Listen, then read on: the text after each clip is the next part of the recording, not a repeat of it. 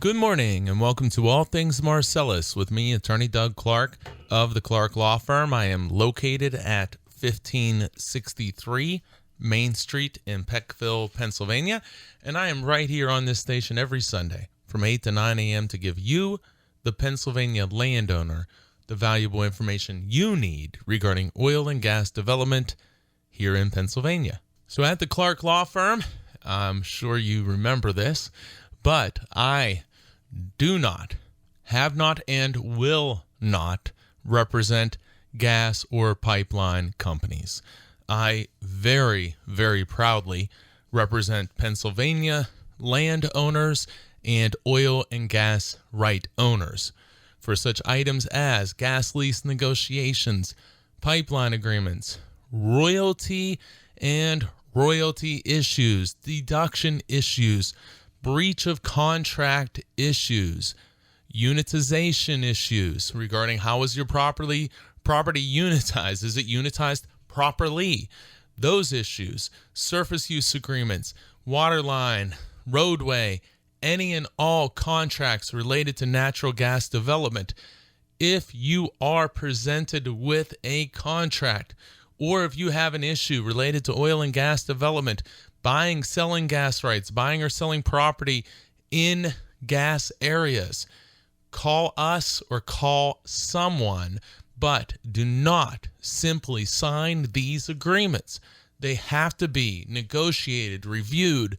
You got to make sure you understand what is in these agreements because it's going to keep happening. People are going to continue to just sign documents that are placed in front of them by the company with these promises of future royalties and future riches without taking a step back and looking and understanding what you are signing. There are far too many people leaving tens of thousands, hundreds of thousands of dollars, and even millions of dollars over time, especially on the table, that could be obtained, but you're just not asking, or your lawyer isn't asking, or you're not negotiating aggressively enough or understanding your leverage. That has got to stop. That has got to stop. Growing up in Armstrong County, there's one thing I knew, and the asset of our family, the value of that family, the asset, the backbone of our family was the family small farm.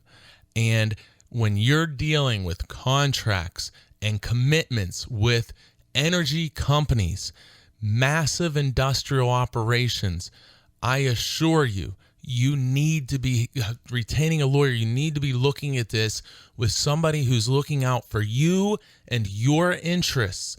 You need to do that. Whether it's me or someone else, you need to do it. Each and every week, people call me, call the office. They had entered into a bad agreement in years past, and they want to either do something about it now, or maybe they now have a new agreement and they said, hey, I made this mistake before. I'm not going to repeat that mistake again. And then we go ahead and we do what we do, and we make this as good as we can. We increase compensation whenever possible, which many, many times is very possible. Make the contract better, explain the contract, and explain your rights and leverage. Look, go onto the websites. And again, this is even if you aren't going to hire me. Go onto the websites, pagasleaseattorney.com, pipelineattorney.com. Go educate yourself on the websites. But read the testimonials too. Read the testimony. If you're thinking, I don't care where you are, if you're thinking about hiring an attorney and you're not going to hire us, let's just say you're not going to for whatever reason that may be, read the testimonials and see what an attorney can do, the type of responses that I believe a good attorney can receive, and the number and the nature of these testimonials, all written by prior clients of ours. And the point being, just browse around there and see what an attorney can do. It's happened a couple times this week. Again, people under this impression, oh, what's an attorney going to do? What's an attorney going to do? And this isn't to be just a commercial, but boy, go on the websites and look. There's too many times that calls, offers that started at $20,000 end up at $100,000 with virtually no effort but an understanding of what your leverage is. Those are the things, and there's much, much more, but we have to stop this. We have to stop signing bad agreements. I know I talk a lot to the Tioga County listeners, and look, I've been doing the show since 2010, All Things Marcellus since 2010. And we've been broadcasting in northeastern Pennsylvania, north central Pennsylvania. We were broadcasting in southwestern Pennsylvania and Pittsburgh area. But I've really started dedicating more and more to Tioga County, Potter County, and that region. And a large part of that dedication is not only because of the work being there, but man, those are some of the worst agreements that I'm seeing in Pennsylvania being signed. You're listening to All Things Marcellus with me, Attorney Doug Clark of the Clark Law Firm. Join me right here every Sunday, 8 to 9 a.m. on this station. So let me keep playing this broken record. We need to stop signing bad agreements. And it is not hard to do. It is not hard to do. And you should call us or call somebody. But stop signing these bad agreements. Something that came up, and these things, we're going to touch on something here quickly. I have clients all across Pennsylvania. All across Pennsylvania, I've represented people. And again, people who have property in Pennsylvania or gas rights in Pennsylvania, but are located anywhere across even the entire country or even world. But my point is, this past, I'd say a week or two, it wasn't just this last week, I think it was a couple weeks ago, same thing happened that happened a couple months ago. This time it happened to happen in Tioga County, but it could be any county because the last time it happened, it actually happened in Westmoreland County, Pennsylvania. And what it was the same exact company is leasing in Tioga County and doing leasing in Westmoreland County as well. So the landowner sends me a lease and says, hey, I'd like to do one of these reviews and consultations. I got a lease offer. I think I want to sign it. But before I sign, I'd like to have you do this review and consultation. So they send the lease. I review everything. We set up a telephone conference call in this case, and we go over the entire lease and what they should know, what they need to know. We go over negotiation leverage. We go over everything relevant that I can think of and I can find in preparation of this call to make sure that we're maximizing our time, just like we want to maximize the money, compensation, and language that we're going to add to the agreement to protect you. We also want to maximize your time with me. We don't want to sit there and have you wasting time or spending money if we're not getting something done, and we don't do that. So come into this call and landowner says, hey, you know why I'm really excited about this lease? I have a no surface use lease, meaning that the company cannot operate on a surface of my property. You're listening to All Things Marcellus with me, Attorney Doug Clark of the Clark Law Firm. So, okay, that's a good thing. I love no surface leases.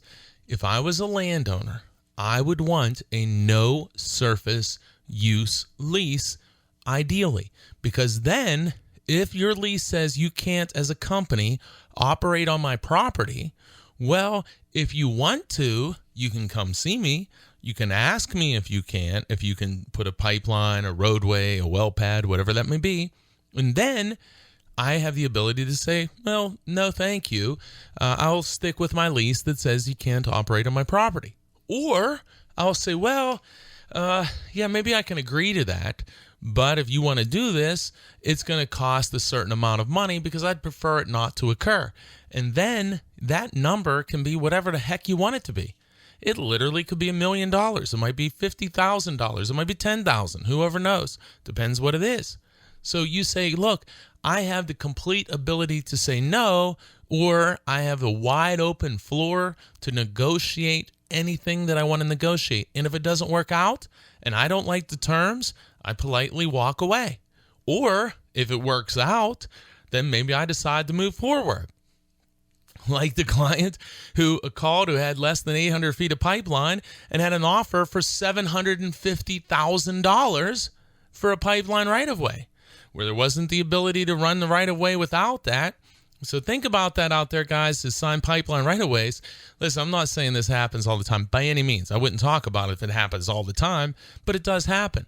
So a gentleman calls, says, hey, I got this offer. They have no authority to do it. They're offering me $750,000 for less than 800 feet of pipeline. So, well, geez, let's talk about that. That price to that gentleman made it worth it. Maybe his price might have been $100,000. Maybe it might have been higher. Who knows? But you want to put yourself in a position that you have the ability to either say, no, thank you, not interested, which you can do many times. Please listen, many times with pipeline right-of-way agreement offers. When you are offered a pipeline right-of-way agreement, here it comes, put the pen down, listen, and give us a call or call someone. But you have to understand your leverage and your rights, and you can't rely on the company. How could you? How would you? How could you rely on the company to tell you what your rights are when they're negotiating to get the best possible agreement for themselves? And they send their landman who works for them, not you, to negotiate the contract to their benefit. Despite what our friendly landman says, how they're so pro-landowner, they're employed by the company, not by you. We know that. We know it, and we're not going to forget about it when they come to our door and tell us about future riches. So, many times landowners will say, well, this pipeline, they're going to put it in anyway, or it's allowed under my lease, or things like that. So, well, no, let's take a step back. That's not necessarily true, and let's talk about it. And let's talk about what your rights are, and let's talk about your negotiation leverage. Let's talk about what we've seen in other cases similar to yours. Let's talk about the different things that you can do, and let's formulate a strategy that's right for you. Not right for your neighbor, but right for you. And that's what we do. Circling back. So this gentleman calls and he's excited and he has a no surface lease. I say, okay, great. That's good. So we look at it and here you go. It says, and this is amazing, this is the same verbatim language, exact language that this gentleman in Tioga County received as the individual who called me a few months back from Westmoreland County. Both of them calling me and telling me, hey, we have a no surface use agreement. Really excited about this. This sounds great. Just want to make sure you look it all over. Is there anything we should know about? Well, yeah, unfortunately, there's something you should know, and that is you do not have a no surface use lease. The essence, the heart of what you thought you had that was so important to you actually doesn't exist. You don't have that. That is not your lease. What do I mean? Well, this lease says no surface lease. It has an addendum that says no surface lease. But the language, when you read it, remember I talk about buzzwords. We talk about headings. Headings being the words in bold or in all capitals and underlined before you get to the language. It says, in this case, no surface lease. Big, beautiful, bold letters, no surface lease. And then underneath, you get to the actual language that matters. The headings generally don't matter. It's what's underneath that matters. So please don't look at the words no surface lease and think you have a no surface lease. Don't look at the words, please, that say royalties without deductions. Another one of those this week. Happens all the time. Just happens all the time. Addendum, royalty without deductions. You read it. I assure you, it is not royalty without deductions as you think it is. And that's a problem. So you see the headings, you see the buzzwords, but you don't read the language. That's the problem. Language is written with loopholes and carefully crafted by companies and their attorneys for their benefit, not yours. So I'm up against here. I'm going to read this paragraph. Remember, this heading, literally, you can't make this up. It says no surface use, period. Then comes the language. I'm going to read you this alleged no surface use agreement when I get back, and we're going to talk about it right after this break. You are listening to All Things Marcellus with me, Attorney Doug Clark of the Clark Law Firm. If you are looking for representation, give us a call. Learn about reviews and consultations, what we do. Learn about the services. We help people with oil and gas rights all across Pennsylvania. Love to hear from you. Love to help you.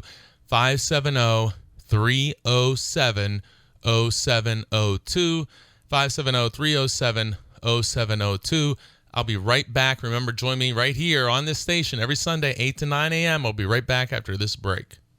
Welcome back to All Things Marcellus with me, Attorney Doug Clark of the Clark Law Firm. Remember to join me right here every Sunday from 8 to 9 a.m. on this station for All Things Marcellus. So, okay, I was talking about this happened, just a great example. This has happened in north central Pennsylvania, northwestern Pennsylvania, and I have no doubt in the world that similar things happen everywhere else as well, where gas is being or will be produced in Pennsylvania. And in this case, we're talking about an addendum provision, which literally is entitled, has a heading, is entitled, No Surface Use.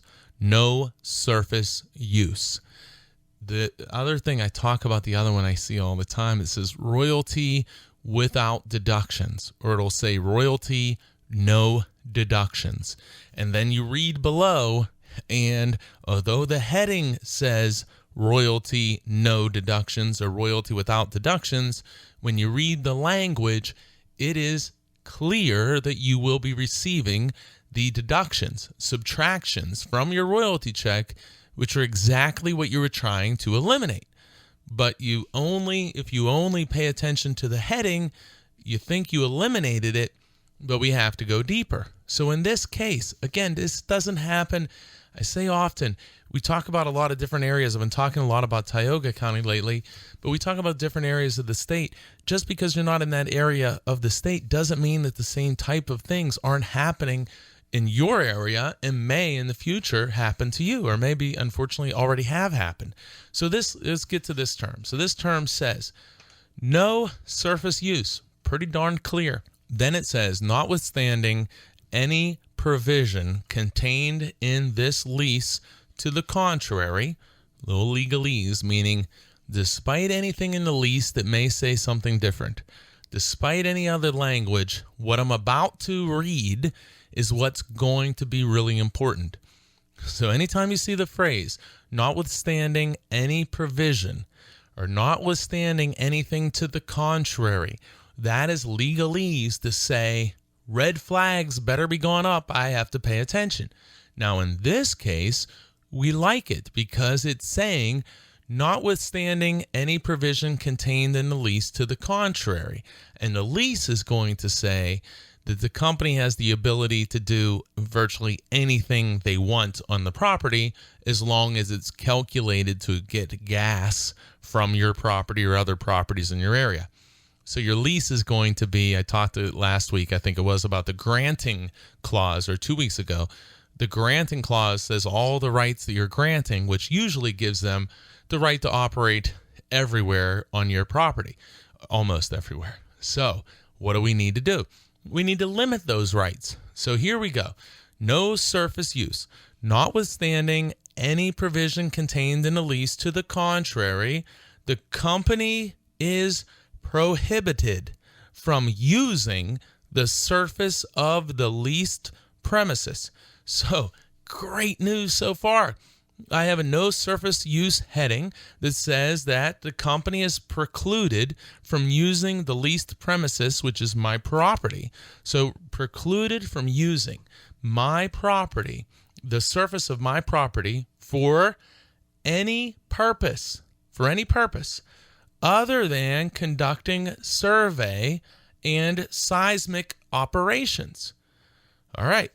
Now, first it says it is a no surface use lease or provision. However, already it says that we can't, as a company, we're prohibited from using the surface of the land except survey and accept seismic operations, like doing the seismic studies. So, no use of the surface except these two things. Now, you as a landowner may say, hey, look, I don't care if they conduct surveys on the property. That's not going to be very damaging. I don't care if they're going to conduct seismic operations. Generally, most people don't have an objection to that. Usually, you're not going to see any permanent impact there. So you say, okay, you know what? Even though it says no surface operations, yeah, I'll go ahead and agree to these couple sections or exceptions to these no surface restrictions. So again, let's go back and reset. No surface use lease provision. No surface use says company prohibited from using the surface of the property for any purpose other than conducting survey or seismic operations without the written permission of the landowner. So without my written permission, you are not allowed to use the surface of the property except for surveying or except for conducting seismic operations. Anything else, you need my written permission. Well, ladies and gentlemen, though it's not truly a no surface use lease, it's pretty close. It's something I can probably live with. And if I just saw this, I wouldn't do a radio show on this. I wouldn't do a segment of the radio show on this. I'd say, well, there's another little loopholes there, but hey, this isn't terrible. Yeah, they represent it's a no surface lease. Well, you can't do anything except seismic or survey. Most people aren't going to really care about that. It doesn't really make a radio show. However, unfortunately, as often is the case, it doesn't stop there. You're listening to All Things Marcellus with me, Attorney Doug Clark of the Clark Law Firm. Join me right here on this station every Sunday, 8 to 9 a.m. for All Things Marcellus. So, okay, back to the provision. Unfortunately, it did not end when it stated that the company is prohibited from using your property, the surface of your property. They're prohibited except for conducting survey and seismic operations. Anything else requires your landowner prior written consent. But then it goes on. And what do you got here? About 2, 4, 6, 8 more words. 8 words that change everything.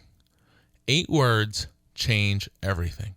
You have a document that they tell you, and both people, one person in Tioga County, one person in Westmoreland County, Pennsylvania, both of them were told and handed the lease and said, according to them, and I believe them, said, hey, here's a no surface lease, got you a no surface lease, hey, everything is great. So they send it in, it says no surface use. That's the heading. And again, I'm going to give you the words here now. So it says, I just want to, in case you're joining, we're going to go through real quick, that the company is prohibited from using the surface of the property for any purpose other than conducting survey and seismic operations without the prior written consent of the landowner, and here it comes, which such consent may not be unreasonably withheld.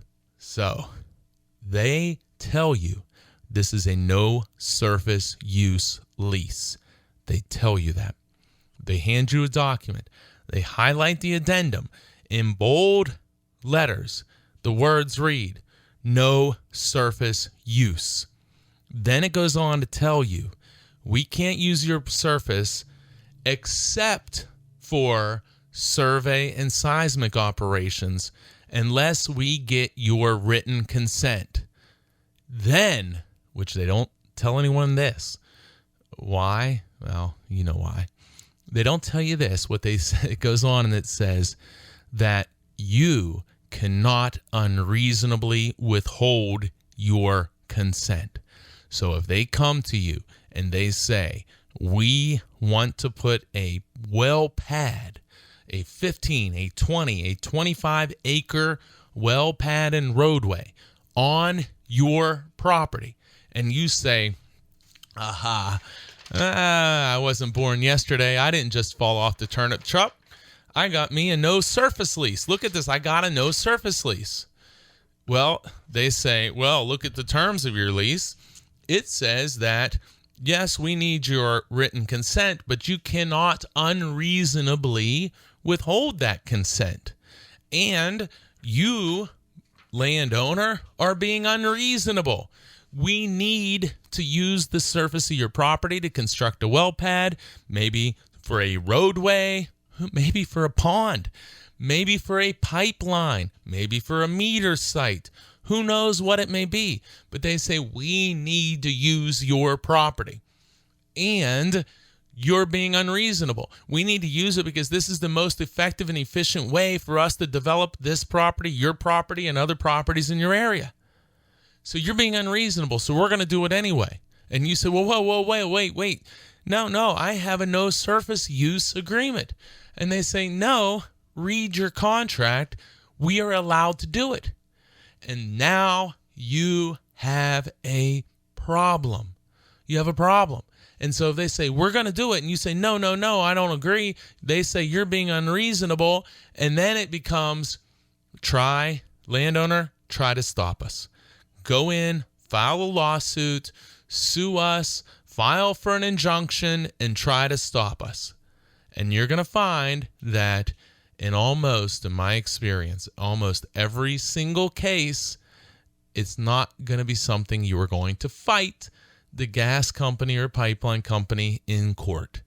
You're going to say, I guess I should have not focused so much on the headline or on the heading, but I should have really read this language. And although it says clear as day that this is a no surface use provision, in reality, they already built in to express clear exceptions of seismic operations and survey, but they then have the backdoor loophole of the size of the Grand Canyon on steroids that says that to do anything else, we need your permission, but you cannot unreasonably withhold your permission. And we think you're being unreasonable. So we're going to put a pipeline on your property. We're going to put a well pad, a roadway, a meter site, a surface site, whatever it may be. And we have the authority because you're being unreasonable, and you say, well, my lease says no surface use. They say, nope. Your lease says we need your permission, and you cannot unreasonably deny us your permission, and you're being unreasonable. And now you got a problem, and we got to stop that. And so both of these people, by calling, doing a review and consultation, explaining this, we changed the document, and they both now do have no surface use agreements. And of course, we actually improved other portions of these agreements as well. But right there in and of itself, man, the investment of an hour or two to make sure you get this right and understand it, wow, really worth it for these guys. So I just encourage you guys, whether you call me, call somebody, or whether you don't call anyone, which you should, read this stuff. There are loopholes. They are carefully designed and crafted by companies, and they will take advantage of them. Protect yourself.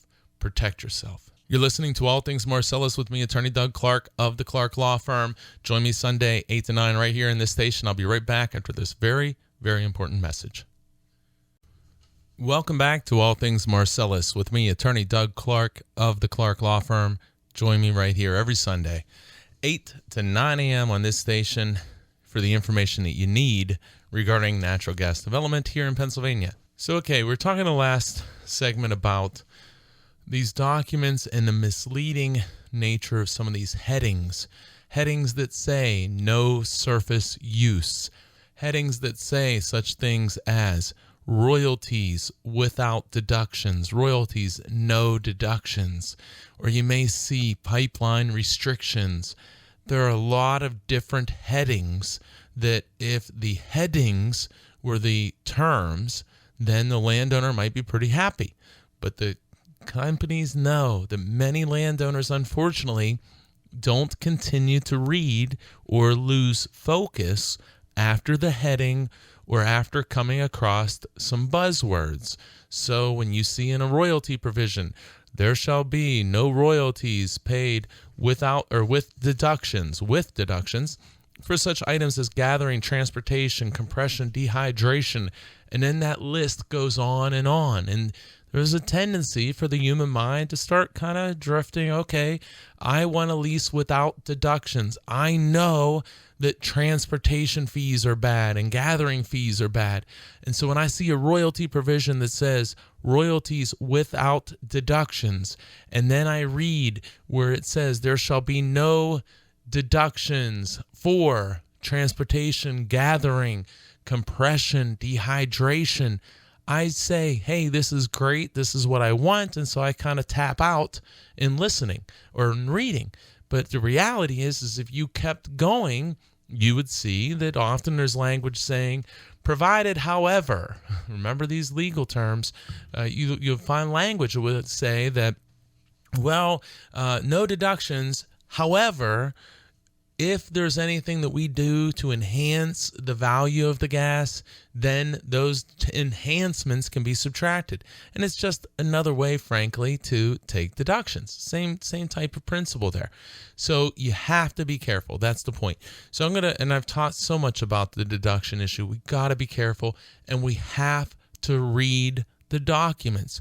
We have to stop signing bad agreements. We have to read the documents, and we have to understand it is our job to protect ourselves. The landman who works for the company, not you, the landowner, is not there to protect you. They are not there to protect you. And if they tell you that, in my opinion, strong opinion, that's not truth. That's not the truthful statement. That's not the truth. It's not a truthful statement. Let's call it a lie. Their job is to represent their employer, not you, the landowner. So we need to be careful. So right there, I gave you an example. No surface use lease was not a no surface use lease. Royalties without deductions are not these royalties that you think you're going to be paid without deductions. Unbelievably misleading, and this happens all the time. I'm going to switch gears for a second, and we're going to talk about another amazing thing that I've never seen this actually presented to a landowner, and this is presented, and I expect, we'll start seeing this more. Boy, is this troubling to me. You're listening to All Things Marcellus with me, Attorney Doug Clark of the Clark Law Firm. So in this case, I talked a couple weeks ago about survey permission forms where companies will come to you as the landowner and say, hey, we'd like to survey for a pipeline. Well, let me tell you, I wouldn't just simply sign that survey form. And I went over some forms recently, twice in the past month. Well, actually, just the last two, actually. Well, this will be the third I'm about to reference here. But this isn't even a survey permission. You wait to hear this. This is actually much worse. But these survey permissions are limitless. They can, you're granting them permission forever. You need to have some sort of limitations here. You need to have indemnification. God forbid the surveyor goes out there, something happens, he or she gets injured, and now you're a victim of a lawsuit. You have a lawsuit against you, and you have to defend it, and you have to deal with that. So if you're going to let somebody on the property, you sure as heck should not be exposed to any potential liability. And they shouldn't have unlimited access. They shouldn't be able to assign or transfer rights to be on your property to somebody else. So when you're given a survey permission form, put it down, read it carefully, and you should get some quick assistance. And these things don't take very long at all. And you can decide. Now, a lot of times the survey form is actually written in a nice way that we say, hey, look, I'm okay with that. And so we go ahead and we sign those. But you got to be careful because they're not all written the same. So now, this case here, this just blows me away. Landowner gets a survey request, a survey form, and the company comes out and they give him the surveyor form. Along with the survey form is a document which is entitled entitled. Now you're given a survey form saying, hey, we'd like to come out on your property and do some surveys. With that document, this landowner was simultaneously handed a document called route approval. Route approval. Now, this landowner has not agreed to any pipeline. They've not even seen a pipeline agreement. They were given a permission to survey and a route approval document. Now, I just said that I would be cautious in signing a survey form. Well, I would be. And I would be, I don't think cautious isn't the word. I would be so far beyond cautious. I sure as heck would not be signing a route approval form as I'm giving a survey permission. What we do is we approve routes whenever we're signing the actual agreement, and we attach that route to the agreement. We do not want to be surprised like hundreds and hundreds and hundreds of landowners have been, where you think the pipeline is going to go in a certain area and it's ultimately constructed somewhere else. And why? Well, if you were smart enough to have a map attached to your agreement, that still doesn't mean that is where the pipeline will be located. It doesn't necessarily mean that. In most cases, it doesn't mean that. You need to have the right language to tie and require that location to tie it into the agreement and require that that location is cemented, that you can't change the location as a company. So, let you in a little trick here, guys. A little trick. You're listening to All Things Marcellus with me, attorney Doug Clark of the Clark Law Firm. Represent landowners, giving you landowners a little trick, big trick, companies do. Pipeline companies will say, oh, yeah, we can do this, we can do that. We can put it here, this is where we're going to put it. Then you sign the agreement, and you may sign the agreement that has the map, which shows where you want the pipeline, and everybody agrees. And meanwhile, the company knows darn well that they will never install that pipeline at the route you agreed upon. They know in some cases, let's say, they know for sure that pipeline will never, ever be installed in the area where you think it's going to be installed, where you agreed upon it being installed. And the reason is, in many, many cases, the agreements will allow for the pipeline to be relocated or the location to be adjusted because of constructability issues, because of permitting requirements. Well, here's what they know. They know the DEP is going to say, we don't want you putting this pipeline through this area of wetlands. We don't want you to do that. So they say you need to get away into a different area. Well, the pipeline route that you agreed to may go right through a wetland. And so you agreed to a pipeline through an area that's a wetland where the company may have always known that that was a wetland that DEP wouldn't approve. But once they get your signature on paper, now they have an easement. And you've agreed to a reasonable location change or a change in location due to permitting or possibly also constructability issues that arise from the date you sign until the time that the pipeline is installed. So you agree to a pipeline through a wetland area. You don't know that. You didn't know these rules. You didn't know what this meant. Constructability issues, permitting issues, regulatory approvals. You didn't understand that. You said, hey, I reached an agreement. This is where we're going to put it. The landman said, oh, yeah, okay. Hey, yeah, this is where we're going to put it. Later, though, surprise to you, and my point is maybe it's not such a surprise to the company, but that easement area is not in the area where they're going to construct it because of wetlands, construction costs, constructability issues. So it's adjusted and moved. And you say, whoa, wait a second. I didn't agree to this. I didn't want it there. I agreed over here. And they said, well, if you read your agreement, which, again, we should have done a long time ago. If you read your agreement, you'll see that, yeah, we agreed on this location, but if there were permitting issues, regulatory issues, constructability issues, we could relocate the pipeline.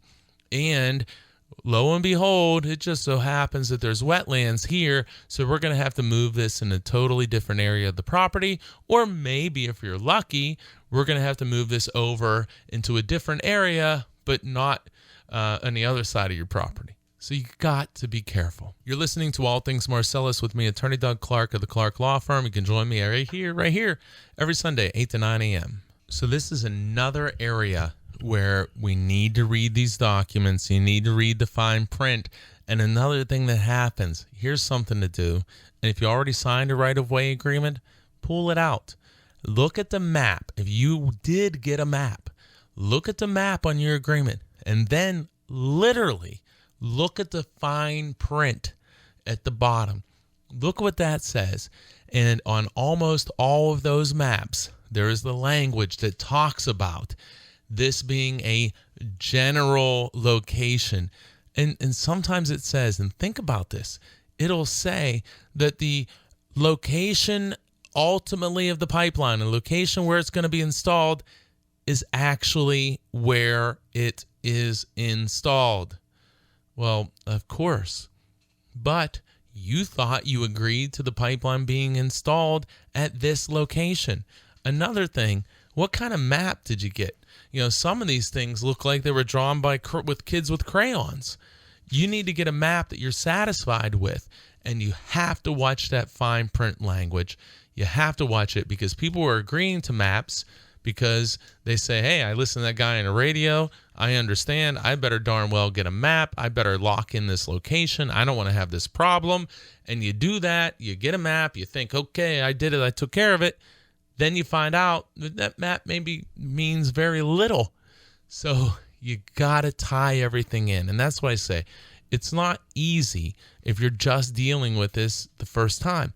And companies are used to dealing with people who are just dealing with this for one time. So they know how to talk to you.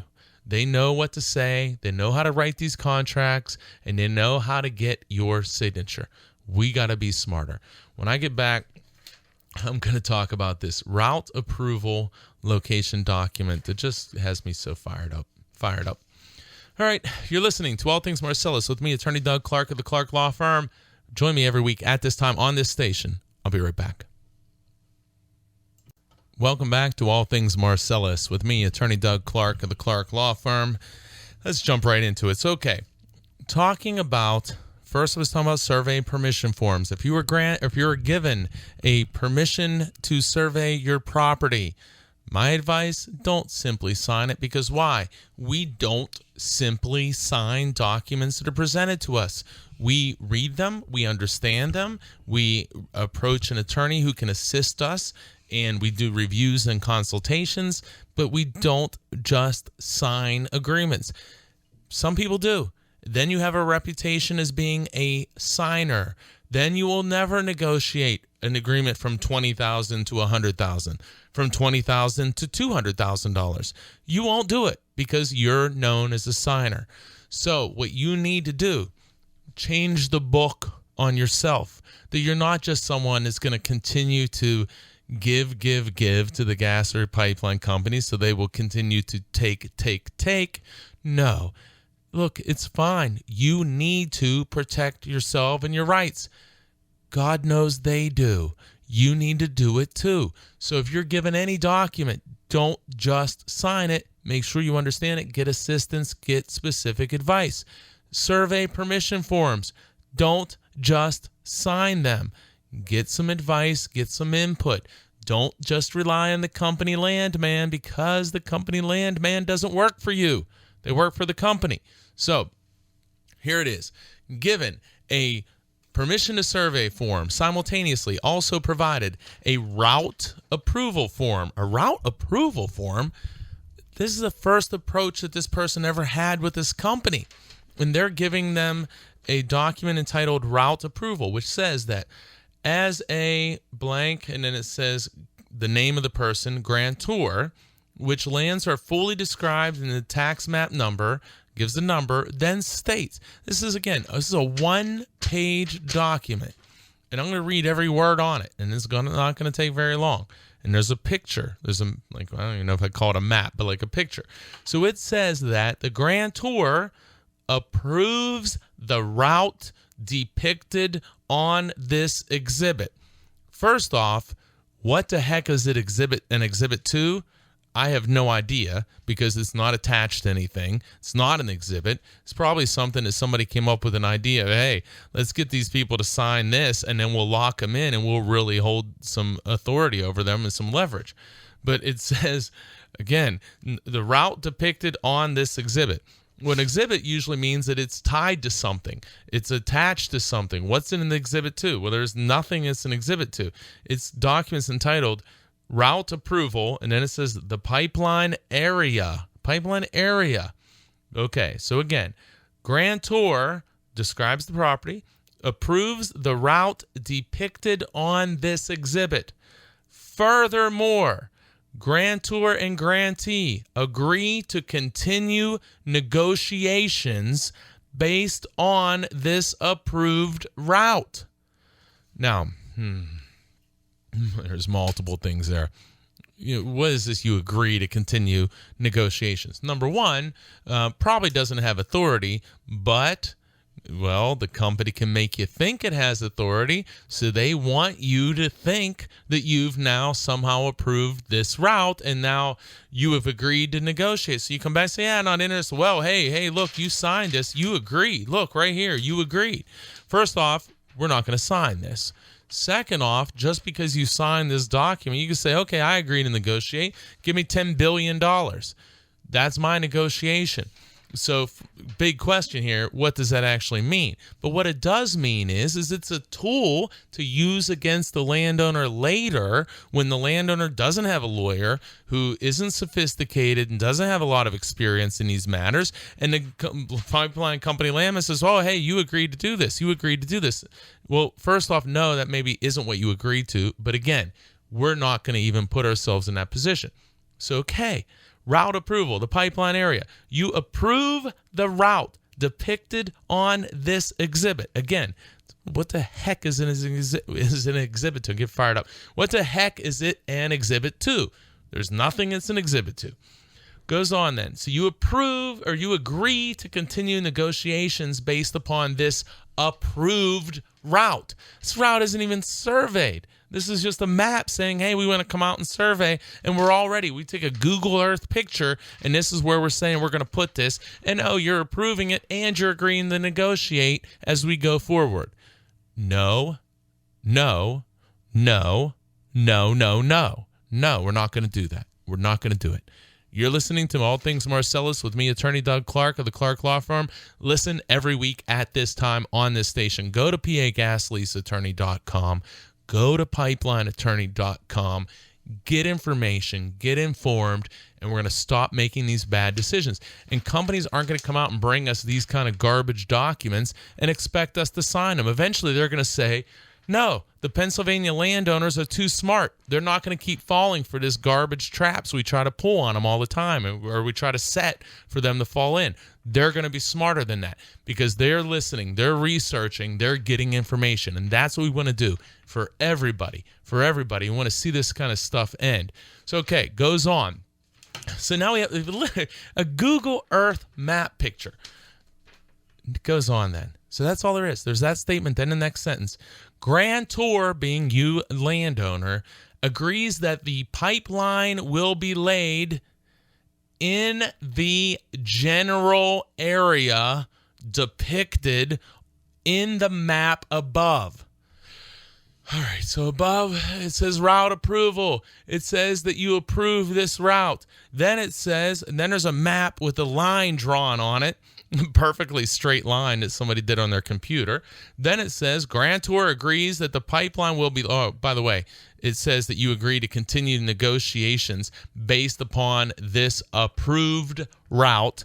The next words literally are, grantor agrees that the pipeline will be laid in the general area depicted in the map above. Well, didn't I just approve this route? Now I agree that the pipeline will be laid in the general area in this map. Well, no, I didn't agree to that. Didn't agree to that at all. Then it goes on to state that locations shown are approximate. Actual locations may vary due to deviations in terrain encountered during field inspections while work progresses. That's it. Here, sign here. Here, sign here, landowner. And what's amazing to me, unfortunately, is that people are signing. And the reason why is because Pennsylvania people, like my parents, like my grandparents, and frankly, like me, until I went to law school, we believe in what's presented to you. We have good nature. We believe in it. We don't think somebody's trying to pull a fast one over. Well, go online, talk to your neighbors. How many people have had fast ones pulled upon them? We need to stop this. We have to stop signing agreements that read like this. This is nuts. Route approval, pipeline area. That's the name of this document. Route approval, all bold, big print up top. Subheading, pipeline area. Grantor approves the route as depicted on this exhibit. I mean, look at this. You approve the route depicted on this exhibit and agree to negotiations based upon this approved route. Seems like you've just approved a route. Then says, grantor agrees that the pipeline laid, and again, you have the map and then this sentence. The grantor agrees that the pipeline will be laid in the general area depicted in the map above. Well, didn't you just approve this route? Didn't you agree to continue negotiations based upon this route that you just approved? How then is there a map that shows the route? And literally the next sentence on this one-page document says that you, the landowner grantor, agrees that the pipeline will be laid in the general area depicted on the map. Where right above you approve the route location on the map. Then it says that, amazingly, next sentence, but the grantor agrees that the pipeline will be laid in the general area depicted on the map above, period. Next sentence, locations shown are approximate. Actual locations may vary due to deviations in terrain encountered during field inspections while the work is in progress. And then your signature line. We have got to stop doing this. We got to. And the sad part is that really, I don't believe, my opinion only, that there's really any legal authority with this paper at all. But what this paper does, if you sign it, if a landowner gets this and signs it, they believe they have a contract. Oh, what's crazy fascinating too is the landowner is the signature line for the landowner, and then the next line is signed by the land agent. Literally, it says approved by, and it has the landowner's name, and next line it says land agent : and then there's the signature line. Let me tell you a couple things. Land agent has no authority, look at all these contracts, to bind the company. No authority at all. But you get this impression that you've entered into some type of an agreement. Well, to the extent that you did, my negotiation would be that you're agreeing to continue to negotiate based on this approved route. Well, my negotiations would start, I don't know, what I said before, $1 billion. I'd start at $5 billion. That's where I'm going to start. But the point is they want the landowner to think that you're committed to move forward. They want you to think that you've locked yourself in. And that's a problem because you're not locked in. Don't fall for it. Remember, stop signing bad agreements. The gas and pipeline companies are very smart. Stop signing bad agreements. And remember that the gas and pipeline company landman works for the gas and pipeline company, not you, the landowner. Give us a call. Learn what we do. Let's stop it now. 570-307-0702. You're listening to All Things Marcellus with me, Attorney Doug Clark of the Clark Law Firm. Back next Sunday, 8 to 9. Have a great, great week, everyone.